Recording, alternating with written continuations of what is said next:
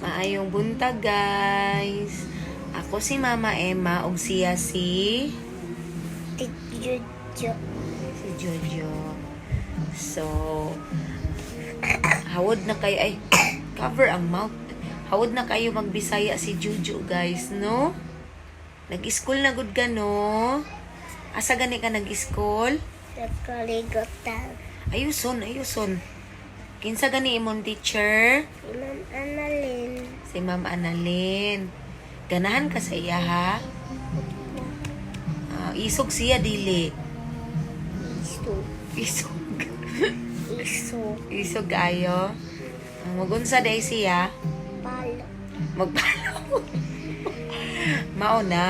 Mirisi, no? Paluon jud ng mga bata nga, mga gahiog. Ulo. So, dapat magunsa para dili mapalo. Ayaw lagi ilagay sa hands imong ay sa mouth imong hands. Dapat magunsa ang bata para dili mapalo ni teacher. Maminaw, magunsa pa jud.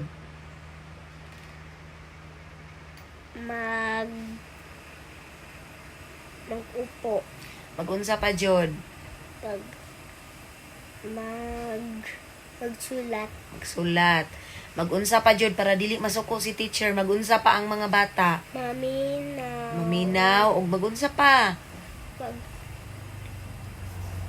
Maminaw kang teacher Annalyn unsa siya nagpanawag. Pag magtawag siya. Tawagon day mo niya. Magunsa siya pag magtawag. Magsulat. Magsulat ka. Ha? Yung anong dugay man kaayo ka magsulat pag naka sa school, na masuko si teacher, dili daw ka paulayon ka, dili ka magsulat. Tama di ay na. Dili, no? So, unsay buhaton sunod para paulion dayon? Magsulat og pinaabtik, no? Magsulat Magsulat og paspas. og paspas. Oh. Kay dili magsulat og paspas, magunsa si teacher Annalyn. Ha? Palo. Malo. Paluon jud, alangan. Kakapoy magtudlo, Palua ang kamo, teacher Annalyn, pag dili magsulat si Jojo, tapos dili pa ulion, no? Ayaw lagi, Opo. Oo. Tapos imong mga classmate, kung maghilak sila, dili ka mag-apil-apil og hilak. Ha? Kinsa may sigig hilak sa inyong classroom?